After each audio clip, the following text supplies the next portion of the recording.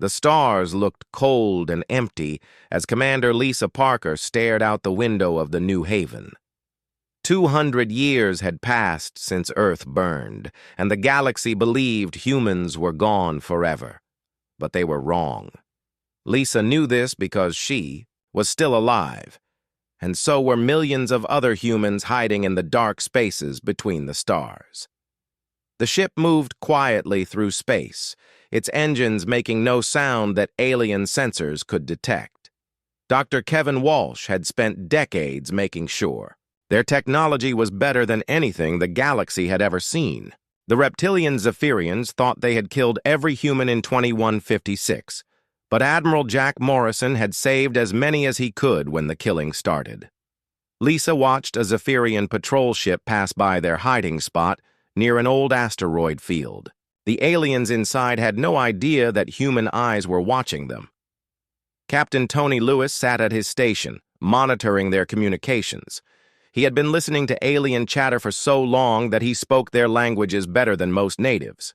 "They are talking about the mining operation on Kepler Station again," Tony said quietly. "Same routine as always. They think they own the whole galaxy now." General Amy Rodriguez walked onto the bridge, her boots making soft sounds on the metal floor.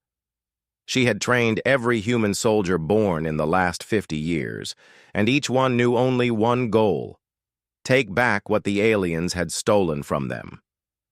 Her face was hard, but her eyes burned with purpose.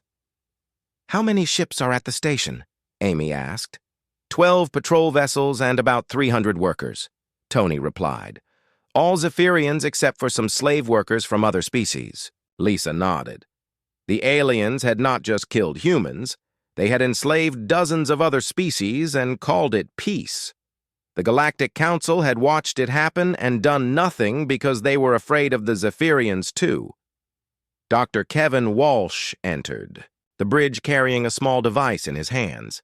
His hair was gray now, but his mind was still sharp. He had created weapons and tools that would make the aliens very surprised when they finally met humans again. "The new stealth suits are ready," Kevin said. "Jake Martinez tested them yesterday. A Zephyrian could look right at him and see nothing." Admiral Jack Morrison was old now, over 90 years old, but he still commanded the human fleet from his flagship called Retribution. Lisa had served under him for 30 years, and she had never seen him show fear or doubt. He had saved humanity when everyone else thought it was impossible. The humans had built secret bases on dead planets and hollow asteroids. They had learned to grow food in places where nothing should live. They had built factories in empty space and trained armies in the dark. Most importantly, they had remembered everything the aliens had done to them. Carol Thompson worked in the engineering section, building power armor that could stop alien weapons. Steve Rogers monitored communications across the galaxy, learning about alien movements and plans. Dan Brown commanded a group of stealth ships that could appear and disappear like ghosts. Michelle Davis had spent 20 years mapping every alien military base and government building in known space. She knew where their leaders lived, where they kept their weapons, and where they felt safe. Soon, none of those places would be safe anymore. The humans had learned patience during their long exile. They had watched the Zephyrians grow lazy and proud.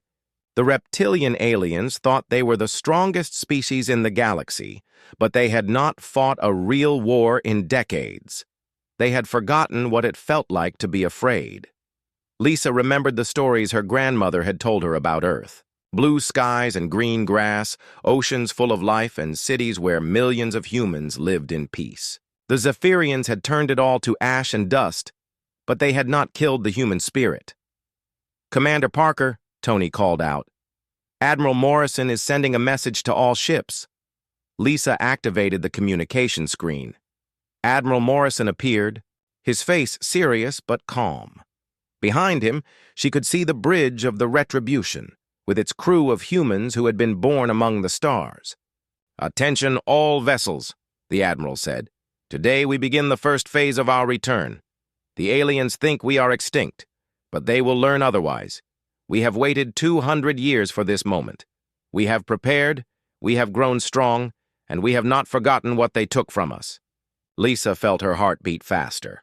Around her, the bridge crew sat up straighter in their chairs. This was the moment they had all been waiting for. "Lieutenant Commander Jake Martinez will lead the first strike against Kepler Station," the Admiral continued. "This is not just about revenge, this is about justice. This is about making sure that what happened to Earth never happens to anyone else."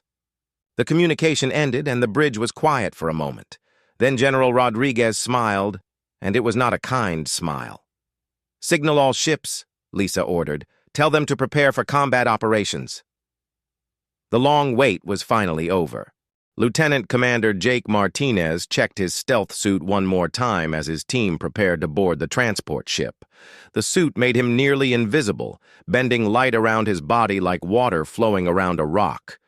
Dr. Kevin Walsh had outdone himself with this technology, and Jake was eager to test it against the Zephyrians. Kepler Station floated in space like a metal city, its lights twinkling against the darkness. The mining facility was huge, with dozens of docking bays and processing centers. 300 Zephyrian workers lived and worked there, digging rare metals from nearby asteroids. They had no idea that death was coming for them. "Remember the plan," Jake whispered into his communication device. "No survivors, no witnesses, but leave the message exactly as Admiral Morrison ordered." His team consisted of 12 soldiers, all trained by General Amy Rodriguez herself. Each one had lost family to the Zephyrian genocide, and each one was ready to start paying the aliens back. They carried weapons that fired energy beams hot enough to cut through alien armor like paper. The transport ship approached Kepler Station using fake identification codes that Steve Rogers had stolen from Zephyrian communications. Captain Tony Lewis had taught the pilot how to speak like a native Zephyrian, and the station controllers suspected nothing unusual. "Transport 774 requesting docking permission," the pilot said in perfect Zephyrian. "Permission granted," came the reply. "Proceed to docking bay 12. Jake and his team moved to the airlock, their boots silent on the ship's floor. The stealth suits not only made them invisible, but also dampened all sound they made. They could walk through a room full of aliens without being detected. The transport docked with a soft bump, and Jake led his team into the station. The corridors were wide and well lit, designed for the tall Zephyrian bodies. Jake could see aliens walking past them, completely unaware that human soldiers were just a few feet away. They split into 3 groups as planned. Jake took 4 soldiers toward the command center, while the other groups headed for the power station and the communications array. They had practiced this attack dozens of times on mock-up stations built in human space. The first Zephyrian died without even knowing what killed him. Jake stepped out of stealth mode for just a moment, long enough to fire his weapon, then vanished again before the body hit the floor. The energy beam left no trace, and the alien simply collapsed as if his heart had stopped. "Group 2 in position," came a whisper in his earpiece. "Group 3 ready," came another voice. Jake reached the command center and saw 6 Zephyrians working at control stations. They were monitoring mining operations and chatting with each other about their plans for the evening. None of them would live to see those plans come true. "Execute," Jake whispered. The attack began simultaneously across the entire station. Energy beams flashed in corridors and work areas as human soldiers emerged from invisibility long enough to kill their targets. The Zephyrians had no time to sound alarms or call for help. They died quickly and quietly, never understanding what was happening to them. Jake moved through the command center like a ghost of vengeance. His weapon fired again and again, each shot perfectly aimed and instantly fatal. The Zephyrians tried to run, but there was nowhere to go. The humans had blocked all escape routes. In the mining sections, more aliens died as they worked. They had been stripping metals from asteroids that had once belonged to human colonies. Now they paid the price for their theft with their lives. "All targets eliminated," came the reports from each team. Jake nodded and pulled out a small cutting tool. He walked to the main wall of the command center and began carving symbols into the metal. The symbols were ancient human writing, older than space travel, older than the first contact with aliens. The message was simple but clear. When he finished, Jake stepped back to admire his work. The carved symbols said, "Earth remembers," in letters, 3 feet tall. Below that, he carved the date that Earth had burned and the number of humans who had died. "Message complete," Jake reported. Beginning withdrawal. The team moved back to their transport ship, leaving behind a station full of dead aliens and one very important message. They sealed the airlocks and activated the ship's engines, pulling away from Kepler Station with the same false codes they had used to approach. As they flew away, Jake activated a small device that Kevin Walsh had given him. The device sent out a signal that would disable all the station's automatic systems in exactly 6 hours. By then, the human team would be far away, but the station would go dark just as other Zephyrians arrived to investigate. 3 hours later, Captain Dan Brown's stealth destroyer intercepted a Zephyrian supply convoy near the Altair system. The alien ships never saw the attack coming. Human weapons tore through their hulls like they were made of cloth, and the convoy vanished in balls of fire and metal. Dan left the same message carved into a piece of wreckage, then disappeared back into the darkness between stars. The aliens would find it eventually, and they would start to understand that something had changed in the galaxy. Communications Officer Steve Rogers monitored alien frequencies as news of the attack spread. The Zephyrians were confused and frightened. Their military commanders demanded explanations that no one could give. How could heavily defended facilities be destroyed without any trace of the attackers? "They are starting to panic," Steve reported to Admiral Morrison. 3 more convoys have requested extra escort ships." The Admiral smiled grimly. "Good. Fear is the beginning of justice. Continue monitoring their communications. I want to know everything they say." The first strikes had been perfect, but they were only the beginning of a much larger plan. Captain Dan Brown watched the Zephyrian patrol fleet through his ship's sensors as they searched the empty space where their supply convoy had been destroyed. The alien ships moved in careful formations, their weapons ready, but they found nothing except floating debris and the carved message that Jake Martinez had left behind.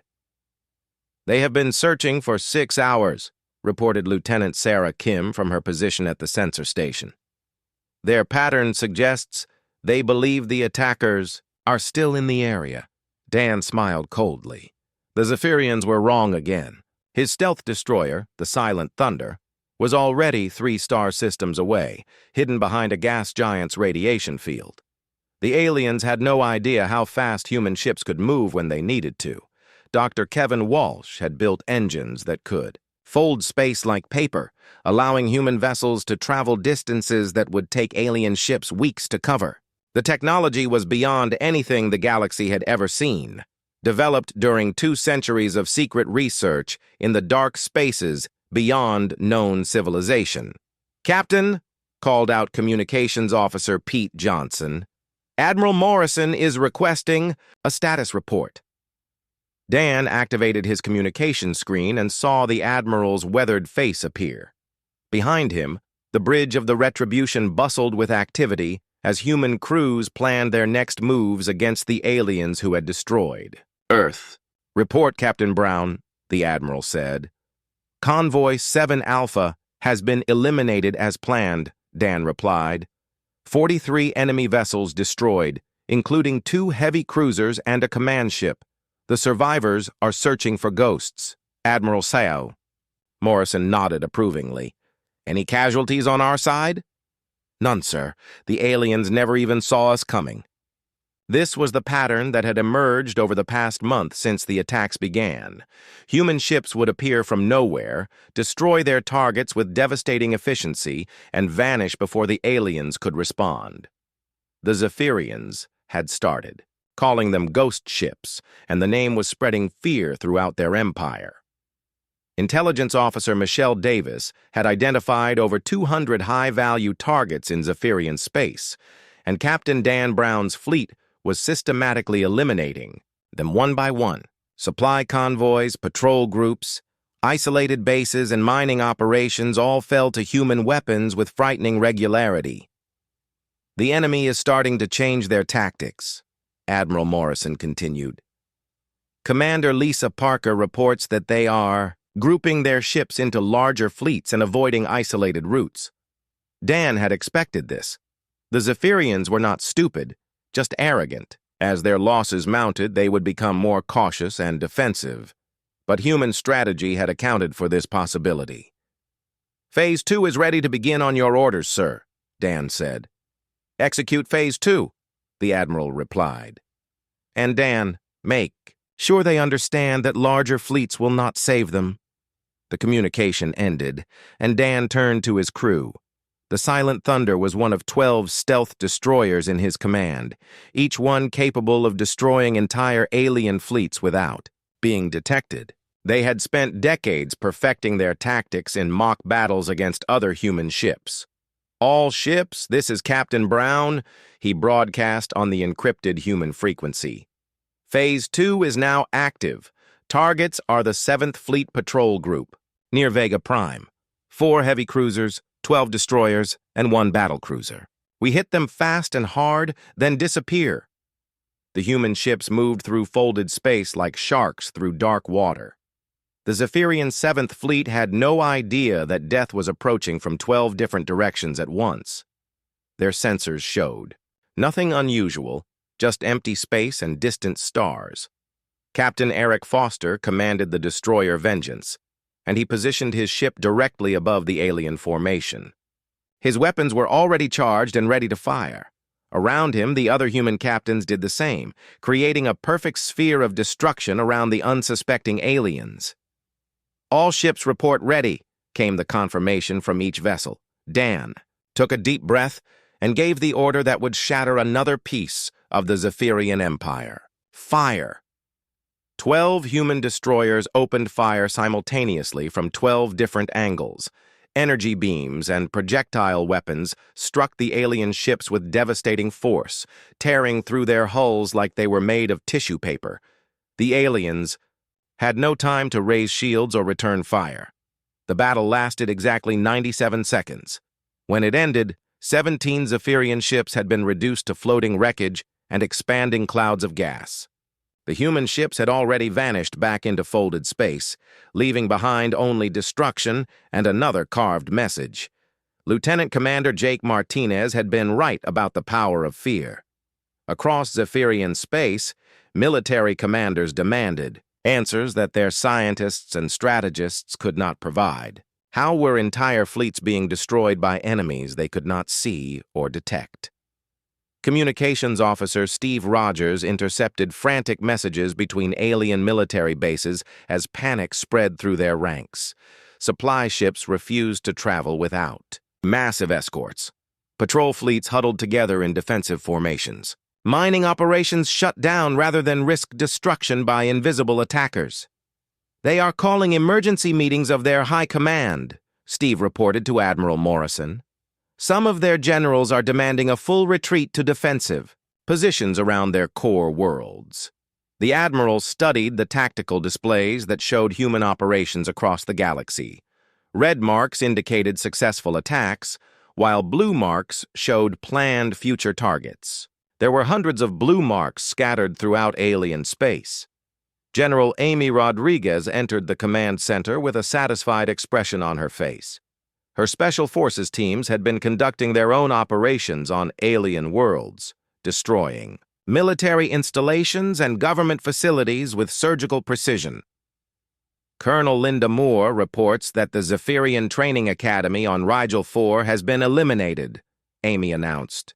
300 officer candidates and their instructors. No human casualties, Admiral Morrison nodded grimly. The Academy had been training the next generation of Zephyrian military leaders, the ones who would have continued their species' expansion across the galaxy. Now they would train no one ever again. "What about the other operations?" the Admiral asked. Captain Nancy Evans completed the strike on their intelligence headquarters, Amy replied. All their files on human colonies and survivors have been destroyed, along with the building and everyone inside it. The humans were not just fighting a war. They were systematically dismantling the entire Zephyrian military structure. Every base, every ship, every facility that had participated in the genocide of Earth would be destroyed.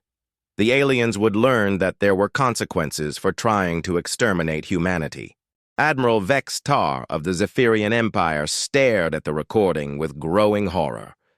His intelligence officers had finally managed to capture footage of one of the ghost ship attacks, and what he saw made his blood run cold. The attackers were not unknown aliens or rebel forces from enslaved species. They were humans, the species his people had supposedly exterminated 2 centuries ago. The footage showed human soldiers in advanced armor moving through a destroyed Zephyrian facility. Their faces were clearly visible through their helmet visors, and there was no mistaking what they were. Humans had returned from extinction, and they were killing Zephyrians with methodical precision. "How is this possible?" Vextar demanded, his voice echoing through the command chamber of his flagship. "The humans were completely destroyed. We watched their worlds burn." His aide, a younger Zephyrian named Kelthar, trembled as he delivered his report. "The footage is authentic, Admiral. Our scientists have confirmed it. These are definitely humans, and their technology appears to be far more advanced than our own." Vextar felt fear creep into his heart for the first time in decades. The Zephyrian Empire had grown soft and complacent during their long period of dominance. They had not faced a real threat since the human genocide, and their military had focused more on enslaving weak species than fighting actual wars. "Send this recording to the Galactic Council immediately," Vextar ordered. "They need to know what we are facing." 3 hours later, the council chambers erupted in chaos as representatives from dozens of species watched the footage of human soldiers in action. Many of them had been present when the council had voted to allow the Zephyrian genocide of humanity, believing that humans posed a threat to galactic stability. The insectoid hive collective representative clicked its mandibles nervously. The Aquatic Deep Current Federation ambassador's gills fluttered with anxiety. The gaseous nebula consortium's energy field flickered with what could only be interpreted as fear. "This is impossible," declared Counselor Hexera of the Crystalline Dominion. Humans were eliminated completely. There were no survivors. But even as she spoke, more reports were flooding in from across the galaxy. Human attacks were not limited to Zephyrian targets. Species that had supported the genocide were also being systematically destroyed by invisible fleets and ghost soldiers. Commander Ryan Taylor sat in the captain's chair of the human flagship Retribution, watching the chaos unfold through intercepted alien communications. Steve Rogers had tapped into every major communication network in the galaxy, giving humanity a complete picture of their enemy's growing panic. "Admiral Morrison requests your presence in the communication center," reported Lieutenant Carol Martinez. Ryan made his way through the corridors of the massive ship, passing human crew members who had been born in exile but trained for war. The Retribution was the largest vessel in the human fleet, equipped with weapons that could destroy entire planets if necessary. In the communications center, Admiral Morrison stood before a wall of screens showing tactical data from across the galaxy. The old man's eyes burned with the fire of righteous vengeance as he reviewed reports from human strike teams. "It is time," the Admiral said simply. "The aliens know we exist, but they do not yet understand what they are truly facing. Send the message to all galactic frequencies." Ryan nodded and activated the broadcast system. Dr. Kevin Walsh had built transmitters powerful enough to reach every corner of known space, ensuring that no species could claim ignorance of humanity's return. The signal went out simultaneously to thousands of worlds and space stations. Alien leaders, military commanders, and ordinary citizens all received the same message at the same time. It began with a simple statement that would reshape the galaxy forever. "We are the children of Earth," Ryan said, his voice calm but carrying the weight of 2 centuries of rage. "We are the survivors of your genocide. We have returned, and we remember everything." The broadcast continued with historical footage that made many aliens sick to watch. Zephyrian ships bombarding human cities, alien soldiers executing human civilians, and the final destruction of Earth itself. All of it had been recorded and preserved by human survivors who escaped the carnage. "You believed you had eliminated the human threat," Ryan continued. "You celebrated our extinction and divided our former territories among yourselves. You enslaved the species too weak to resist and called it peace.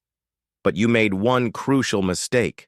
The footage shifted to show human shipyards hidden in the dark spaces between stars, vast facilities where millions of humans had labored for 2 centuries to build the most advanced fleet in galactic history.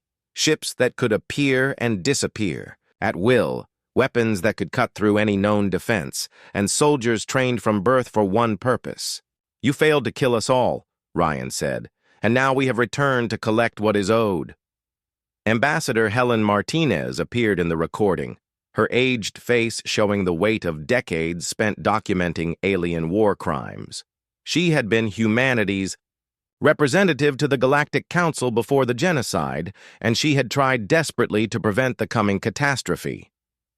"I warned you that humanity would not simply vanish," Helen said, addressing the alien leaders who had ignored her pleas for peace. "I told you that genocide would have consequences. You chose not to listen." The broadcast included detailed evidence of every species that had participated in or supported the human extermination. The Hive Collective had provided biological weapons designed to target human DNA. The Deep Current Federation had used their advanced sensors to locate hidden human colonies. The Crystalline Dominion had supplied the rare materials needed for planet-killing weapons. Dr. Patricia Johnson, now ancient but still sharp, appeared to present a complete accounting of alien war crimes. She had spent 2 centuries compiling evidence, interviewing survivors, and preparing for this moment of truth. 3 billion humans died on Earth, Patricia said, her voice steady despite her age. 12 billion more died in the colonies. Entire worlds were sterilized to ensure no human life could survive. Children, elderly, civilians, all killed because you feared what humanity might become. The recording ended with a simple promise that sent waves of terror through alien civilizations. "Justice will be served," Ryan said. "The debt will be paid in full."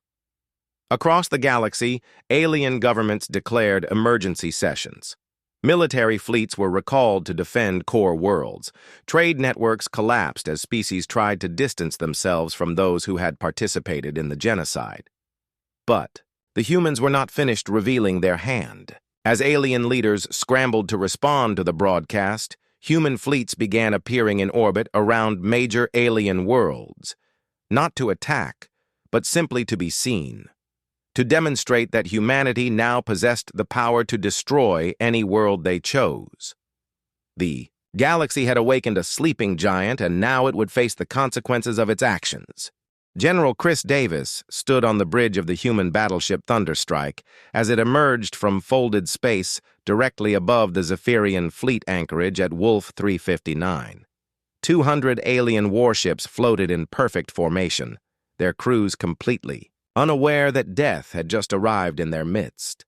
The Zephyrian Admiral Krelvar had assembled the largest fleet in his empire's history, believing that sheer numbers would protect them from the ghost ships that had been terrorizing their space. For months, he was about to learn how wrong he could be. "All human vessels report ready," announced Captain Eric Foster from his position at the tactical station. The human fleet consisted of only 30 ships, but each one carried weapons that made alien. Technology looked like children's toys. Chris smiled grimly as he gave the order that would begin the real war. "Commence Operation Retribution. Show them what happens when you try to exterminate humanity." The human ships opened fire simultaneously, their quantum cannons tearing through alien hulls like paper. Zephyrian shields, which had been considered impenetrable for centuries, collapsed instantly under the assault. Entire alien cruisers vanished in balls of superheated plasma. Admiral Krelvar watched in horror from his flagship as his fleet died around him. Human weapons struck with impossible accuracy, targeting critical systems and causing maximum damage with every shot. His ship's sensors could barely track the attacking vessels as they moved through space at speeds that defied physics. Return. Fire! Krelvar screamed, but his gunners had no targets to shoot at. The human ships phased in and out of normal space, using technology that the aliens could not comprehend. They appeared long enough to fire their weapons, then vanished before return fire could reach them. Captain Linda Moore's Special Forces teams had been busy during the past week, infiltrating and sabotaging Zephyrian military installations across their territory. As the space battle raged above Wolf 359, explosions rocked alien bases on a dozen different worlds. Ammunition depots, shipyards, and command centers disappeared in massive fireballs. The Zephyrian Empire's military command structure collapsed within hours as human strikes eliminated key leaders and communication hubs. Admiral Vexitar died when Jake Martinez's infiltration team stormed his flagship, leaving his headless body in the command chair as a warning to other alien commanders. But humanity's vengeance was not limited to the Zephyrians. The Hive Collective had provided biological weapons for the human genocide, and now they would face the consequences of their choice. Dr. Kevin Walsh had spent decades developing countermeasures that turned the insect's own biotechnology against them.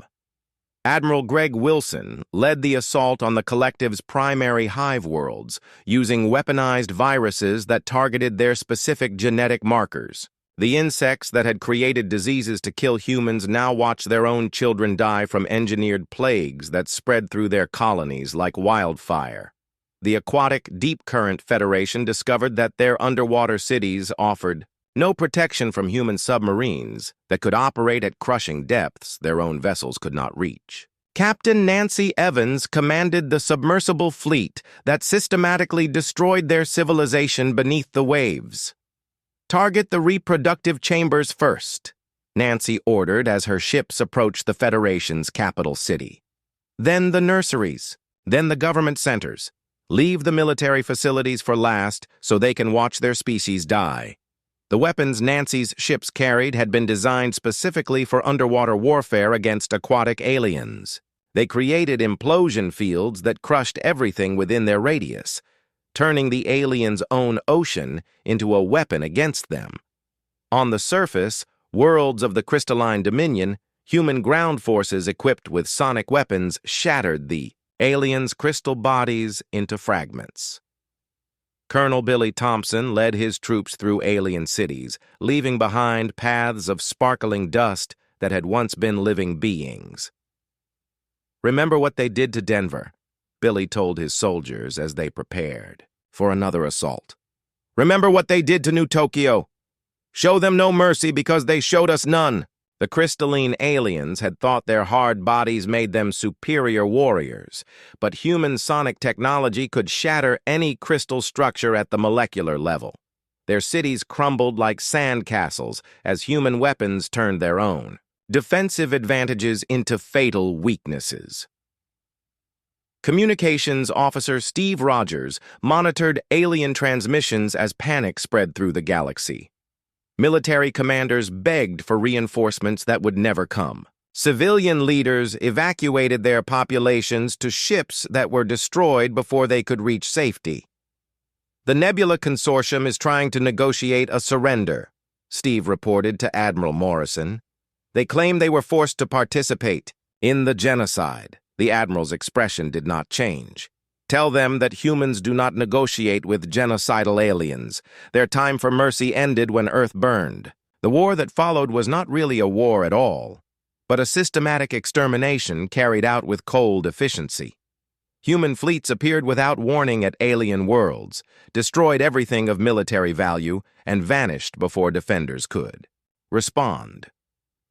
The aliens had no answer for technology that was centuries ahead of their own.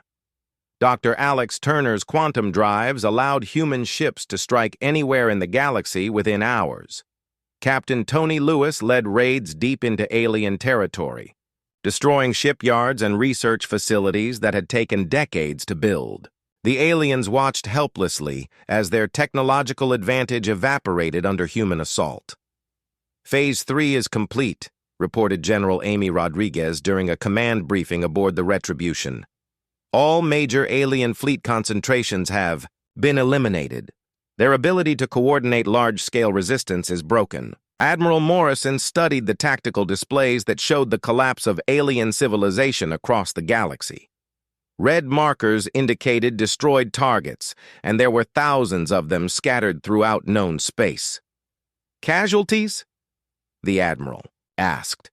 Minimal, Amy replied. We have lost fewer than 100 personnel across all operations. The aliens simply cannot match our technology or tactics. This was the result of 2 centuries of preparation and planning. Every human weapon, every tactical doctrine, every strategic plan had been designed with one goal in mind: the complete destruction of the alien civilizations that had tried to exterminate humanity. The aliens had made the mistake of believing that superior numbers could overcome superior technology and training. They had forgotten that humans were the species that had learned to split atoms and bend space itself to their will. Now they were paying the price for their arrogance. Begin. Phase 4, Admiral Morrison ordered. It is time to end this war and deliver final justice. Admiral Greg Wilson watched through his ship's view screen as the Hive Collective's homeworld writhed in agony below. The insectoid aliens who had created biological weapons to kill humans were now dying from their own genetic manipulation turned against them. Dr. Kevin Walsh's engineered viruses had spread through their population faster than wildfire through dry grass.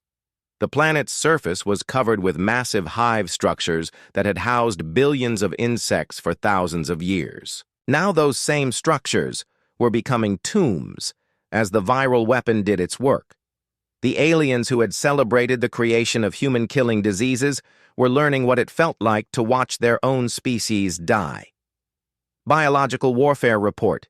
Greggy called out to his science officer, Dr. Mark Roberts. The pathogen has achieved 97% saturation across all hive clusters, Mark replied, his voice clinical and detached. Mortality rate is holding steady at 100% for infected individuals. The insects are dying exactly as they designed humans to die. Greg nodded with satisfaction. The Hive Collective had been proud of their biological weapons program, boasting that they could create diseases that would target any species in the galaxy. They had used those weapons on human colonies, watching entire populations die in agony as their bodies turned against them. Captain Michelle Brown commanded the orbital bombardment fleet that surrounded the insect homeworld. Her ships carried kinetic weapons designed to collapse the underground tunnel systems that connected the surface hives. When the viruses finished their work, the bombardment would ensure that no insect could survive in hidden chambers. Admiral Wilson, Michelle reported, deep penetration scans show that some insects are attempting to reach sealed bunkers in the planet's core. Should we begin tunnel collapse operations? Negative, Greg replied. Let them reach their bunkers. Let them think they are safe. When the last surface hive is dead, we will crack the planet open and finish what we started. The insects had made the mistake of believing that their biological weapons gave them an advantage over other species. They had not considered that humans might develop countermeasures that would turn their own tools against them. Dr. Kevin Walsh had spent 50 years studying captured insect biotechnology, learning how it worked so he could create something even deadlier. On the planet's surface, the great queen mother of the collective lay dying in her enormous chamber as the viral weapon attacked her nervous system. She had personally approved the use of biological weapons against human children, believing that eliminating the youngest humans would prevent future resistance. Now her own larvae were dying around her, their bodies convulsing as the engineered virus rewrote their genetic code. The Queen Mother tried to send out a psychic call for help, but the other queens were also dying. The great hive mind that had controlled their species for millennia was breaking apart. Lieutenant Commander Jake Martinez led a team of human soldiers through the dying hive structures, documenting the effects of the biological weapon. They wore sealed armor that protected them from both the virus and the toxic atmosphere that the insects breathed. The nursery chambers are completely silent, Jake reported as his team moved through corridors lined with dead insects. No signs of life at any level. The insects had built their society around the concept of collective survival, believing that their hive mind made them superior to individualistic species like humans. They had not understood that their interconnected nature would make them more vulnerable to biological warfare, not less. Dr. Patricia Johnson monitored the planetary assault from her research station aboard the Retribution. At nearly 100 years old, she was one of the few humans who remembered the insect attacks on human colonies. She had spent decades cataloging the suffering those biological weapons had caused. The death toll has reached 800 billion. Insects, Patricia announced to Admiral Morrison. The viral weapon is performing exactly as Dr. Walsh predicted. Admiral Morrison studied the real-time footage from the planet's surface, watching as entire hive cities fell silent. The insects had killed 12 billion humans with their diseases, and now they were paying the price with their entire civilization. Any signs of surrender? The Admiral asked. The insects do not have a concept of surrender, Patricia replied. Their hive mind considers individual survival irrelevant. They will fight until the last one dies. This had been expected. Human. Intelligence officers had studied insect psychology for decades, learning that their collective mentality made negotiation impossible. The insects viewed other species as either useful tools or obstacles to be eliminated. They had never learned to coexist with anyone. Captain Eric Foster's bombardment ships began their final assault on the planet's crust as the last surface hives went quiet. Quantum charges detonated deep underground, creating fractures that would allow the viral weapon to reach the sealed bunkers where surviving insects had taken shelter. Planetary structure is destabilizing, reported the bombardment coordinator. Estimated time to complete core breach is 6 hours. Greg Wilson had waited 2 centuries for this moment. The insects had been among the most enthusiastic supporters of human genocide, providing biological weapons to anyone who wanted to kill humans more efficiently. They had celebrated when Earth burned, believing that they had helped eliminate a dangerous rival species. All ships, prepare for final bombardment, Greg ordered. When the planet cracks open, I want every surviving insect exposed to vacuum. No bunkers, no safe rooms, no escape pods, total extinction. The bombardment that followed was visible from space as massive explosions tore through the planet's crust. Hive structures that had stood for thousands of years crumbled into dust as the world itself began to break apart. The insects' homeworld, which had been the center of their galactic empire, was becoming a field of asteroid debris. Communications officer Steve Rogers detected frantic signals from other insect colonies as news of their homeworld's destruction spread. Panic and confusion filled their transmissions as the hive mind tried to cope with the loss of their central governing body. The outer colonies are going into defensive mode, Steve reported. They are recalling all their fleets to protect their remaining hive worlds. Admiral Morrison smiled coldly. Perfect. When they group their ships together, they will make easier targets for our fleet actions. The destruction of the insect homeworld was more than just military strategy. It was a message to every species in the galaxy that humanity would not tolerate the use of biological weapons. The aliens who had tried to exterminate humans with disease would face extinction themselves. Dr. Mark Roberts completed his analysis of the viral weapon's effectiveness as the planet finished breaking apart. 100% mortality rate. Achieved, he announced. The hive collective homeworld is now completely sterile of all life. Greg Wilson watched the debris field that had once been a thriving world and felt a deep satisfaction. The insects had learned too late that biological warfare was a weapon that could cut both ways. They had created the tools of their own destruction when they chose to target human DNA. "Signal Admiral Morrison," Greg ordered. Phase 4 of the insect operation is complete. The homeworld is eliminated, beginning pursuit of surviving hive fleets.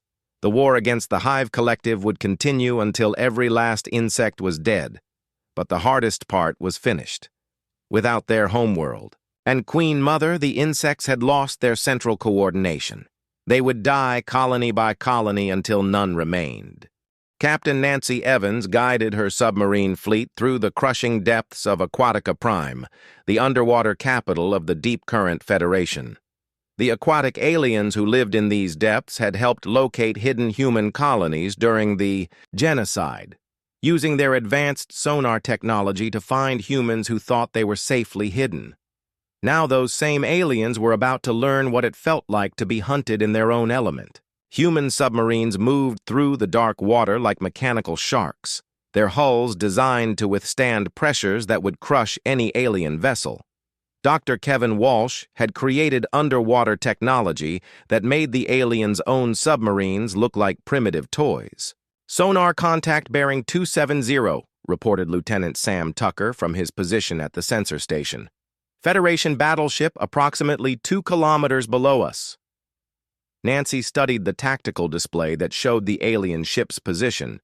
The Deep Current Federation had built their cities in ocean trenches so deep that most species could not reach them. They believed that the crushing pressure and absolute darkness provided perfect protection from surface dwellers. "Launch torpedo spread," Nancy ordered. "Target their propulsion and life support systems. I want them to die slowly, like the humans they helped track down."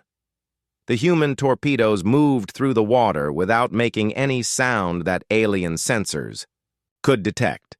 They used exotic matter propulsion that left no trail and generated no heat signature. The alien ship had no warning before the weapons struck their hull. The first torpedo punched through the Federation battleship's armor like it was made of paper.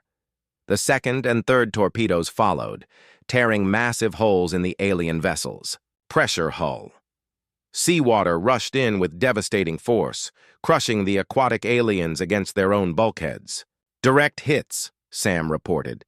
"Enemy vessel is breaking apart. No survivors detected." Nancy felt a cold satisfaction as she watched the alien ship sink into the abyss.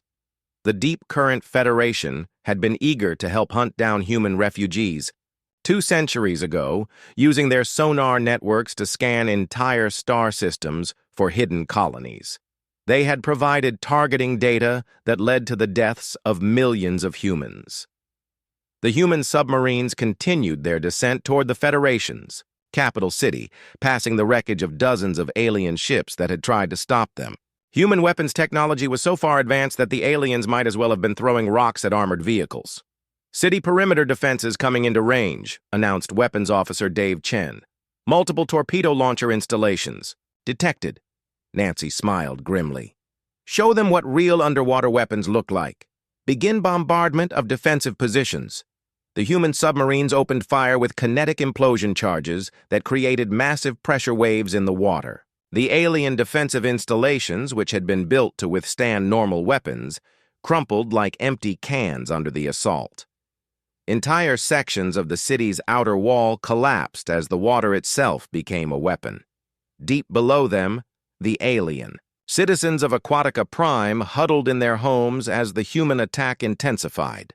They had celebrated when their sonar networks helped locate the last human colonies, believing that they were contributing to galactic peace by eliminating a dangerous species. Now they watched through their city's transparent dome as human submarines appeared out of the darkness like mechanical demons. The aliens had never seen technology that could operate at such extreme depths, and they were beginning to understand that they had made a terrible mistake. Commander Tom Anderson led a team of human divers in powered armor as they breached the city's outer defenses.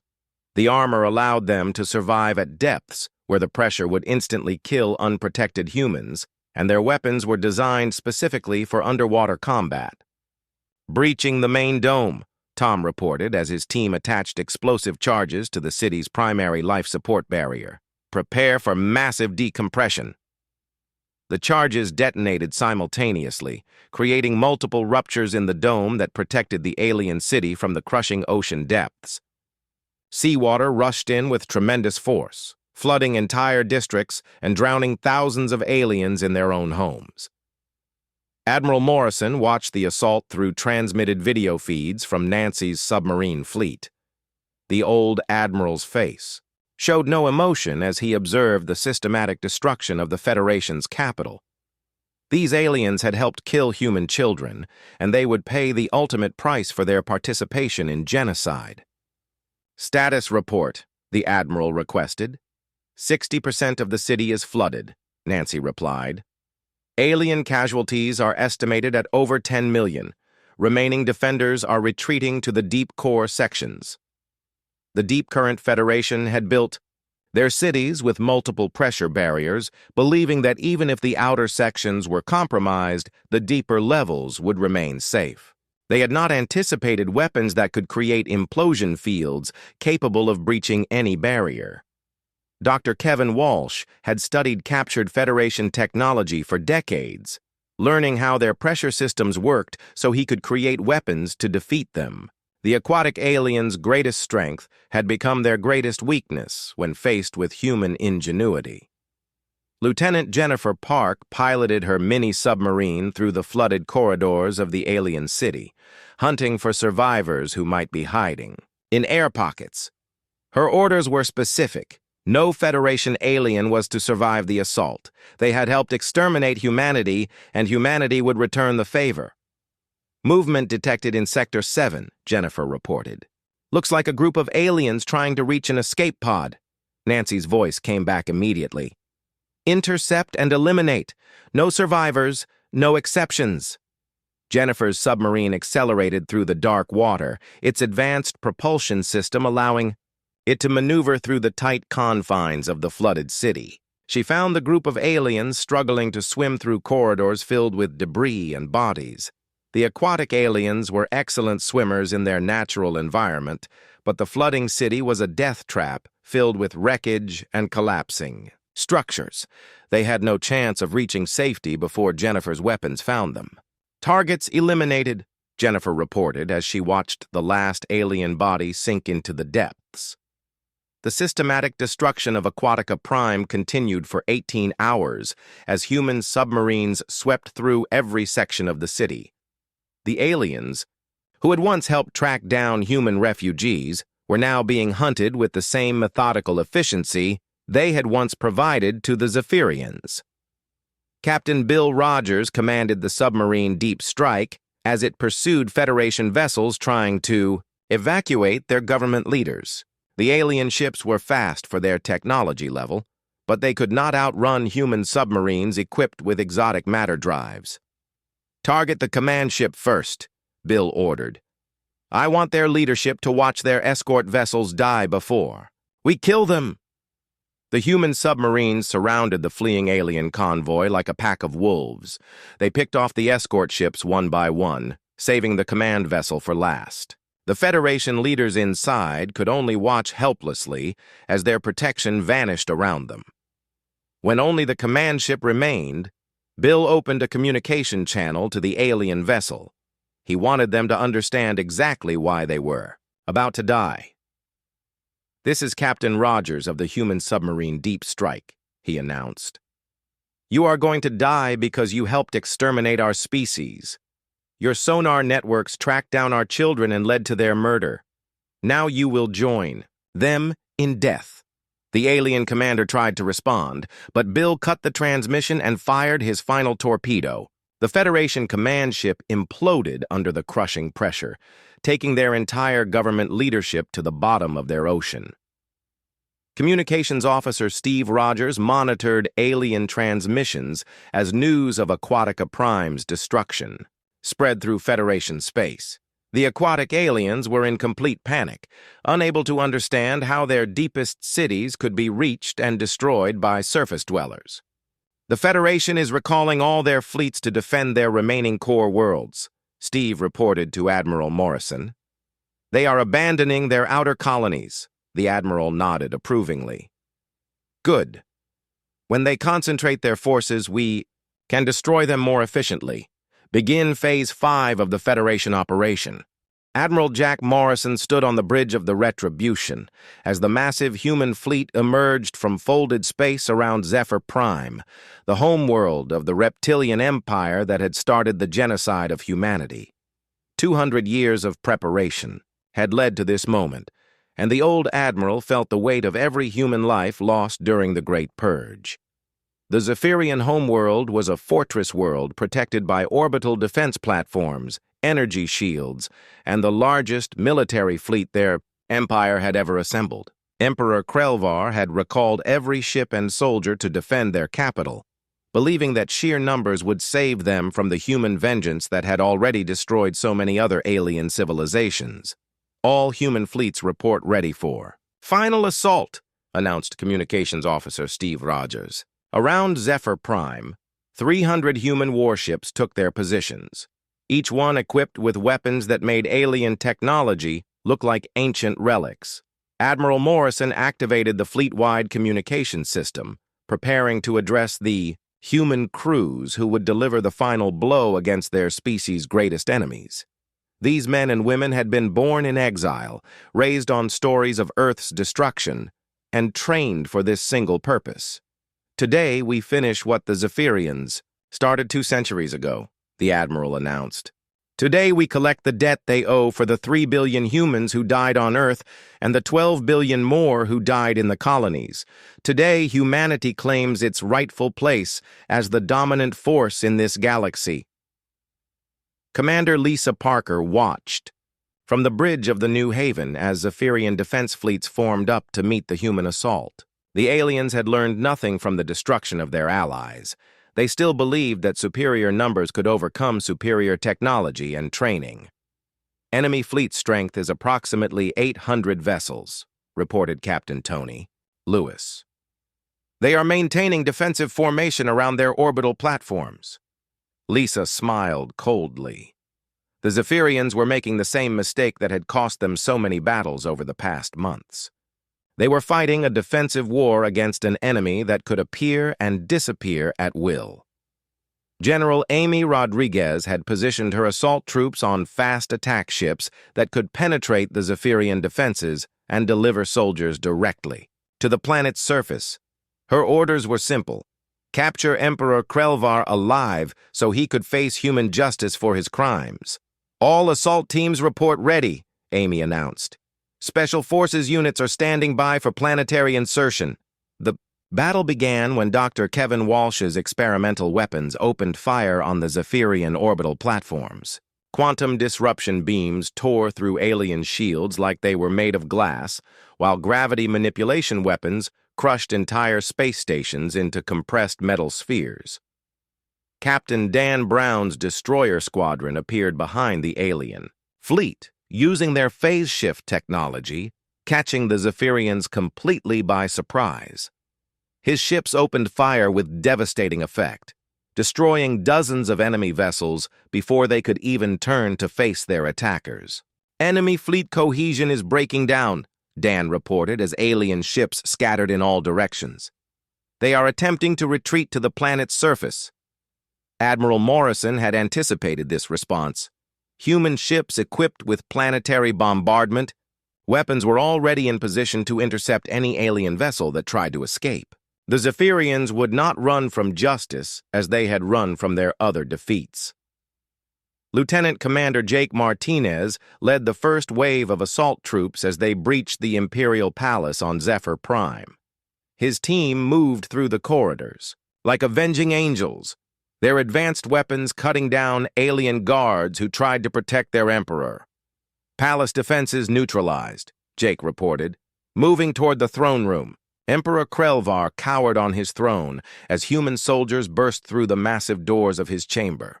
The reptilian ruler who had ordered the extinction of humanity now faced the survivors of his genocide, and he finally understood the magnitude of his mistake. "You cannot do this," Krelvar hissed in his alien language. "I am the rightful ruler of this galaxy. Humans were an inferior species that threatened galactic order." Jake understood the alien speech, but he felt no need to respond with words. Instead, he fired his weapon, striking the Emperor in the legs and dropping him to the floor. The alien who had celebrated Earth's destruction would be taken alive to face judgment. Captain Eric Foster commanded the human fleet as it systematically destroyed every Zephyrian military installation in the star system.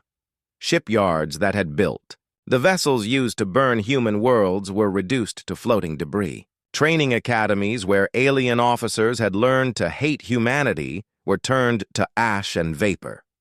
The battle for Zephyr Prime lasted only 6 hours, but the systematic destruction of Zephyrian civilization continued for days afterward.